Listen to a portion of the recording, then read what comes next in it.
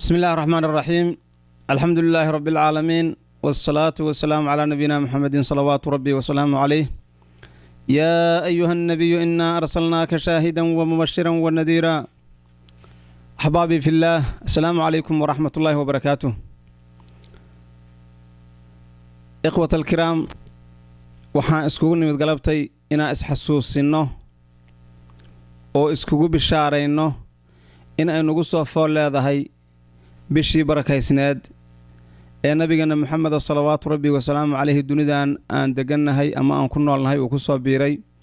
ee Ilaahay u soo saaray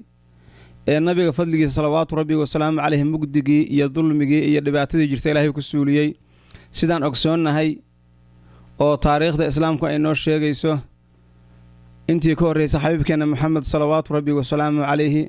dunidan aan ku noolnahay waxay ahayd mugdi iyo isku xoog sheegasho iyo jahli dhammaan wixii dhibaatooyin jiray soo bixitaanka nabiga sallallahu rabbi wa salaamu alayhi ayaa Ilaahay ku suuliyay sidaan wada ogsoonnahay dadka muslimiinta caalamka meel kasta ay ka joogaan nabiga Muhammad sallallahu rabbi wa salaamu alayhi waa weyneeyaan waa tacdiimiyaan waa ixtiraamaan qof kasta oo muslim ah ee mu'min ah wuxuu nabiga xusaa sallallahu rabbi wa salaamu alayhi maalintii intaas aan la soo koobi karin inta Ilaahayna amray kaliya sallallahu rabbi wa salaamu alayhi marka tukanayso waad aadaan baa la imaanaysa iqaama la imaanaysa atxiyaad baa la imaanaysa dhammaan nabiga ayaa lagu wada xusaa sallallahu rabbi wa salaamu alayhi Ilaahay baa wuxuu leeyahay warafacna laka dhikraka asoo ka hadlaa nabigeena Muhammad sallallahu rabbi wa salaamu alayhi waxaanu kor yeelna xuskaaga nabiga Muhammad sallallahu rabbi wa salaamu alayhi Ilaahay baa tacdiimiyay Ilaahay baa magaciisa xabiibka magaciisa magaca Ilaahay la xiriir oo magaciisa Ilaahay la xiriiriyay Ilaahay baa qof kasta ee doonaya inuu soo islaamo ilaa uu nabiga qiraan soo islaami karin qof kasta oo tukanaya ayaa ilaa uu nabiga masku saliyo sallallahu rabbi wa salaamu salaadiisu ansaxayn marka tacdiimkaas Ilaahay tacdiimiyay ayaan tacdiiminaynaa waxa la soo gaaray bishii barakaysneed ee khayrka iyo nuurka iyo iftiinku noo dhashay ee mugdiga iyo madowga iyo jahliga Ilaahay naga saaray waxaan marka dadka muslimiinta ah meel kasta oo adduunka ay ka joogaan ay tacdiimiyaan bishaan si weyn ayadoo maalin kasta iyo daqiiqad walba iyo laxdo walba xuska nabiga iyo dhikrigiisa iyo sheegitaankiisa uu noo socday ayaa misana bishaan markii la gaaray xaflad weyn la qabtaa haddaan nahay reer North America sanad walba xaflad weyn ayadoo kumanaan mawlid ay ka dhacaan wadankan aan joogno oo meelo kala duwan ay laga sameeyo ayaa misana waxaan sameeynaa hal mawlid oo la isku yimaado reer North America dad badan oo muslimiina oo meelo kala duwan ka yimaanay soo qayb galaan sanadkan xafladii weyneed waxa marti gelisay oo soo qaban qaabiyay bahda Nuurul Iimaan masjidkeena Nuurul Iimaan ee centerka weyn ku yaala gobolka Minnesota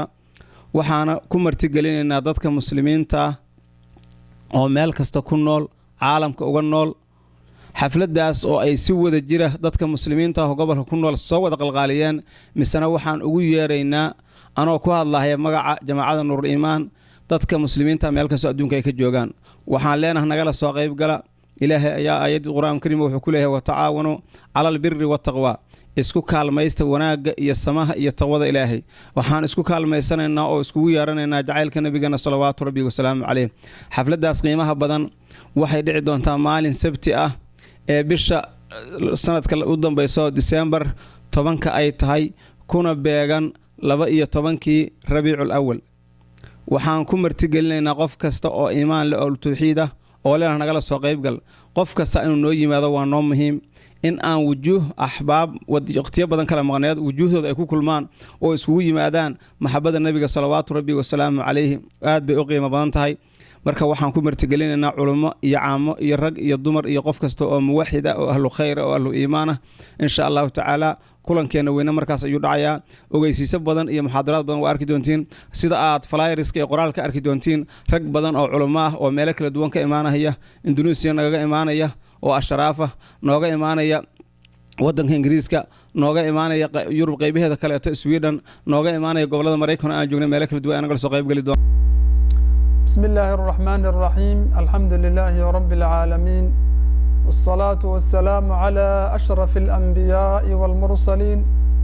سيدنا محمد وآله وصحبه أجمعين أما بعد إخوة الإيمان السلام عليكم ورحمة الله وبركاته dhammaan adduunka meesha aad ka joogtaan waxaan idinku salaamahayaa salaamta islaamka assalaamu calaykum waraxmatullaahi wabarakaatuh.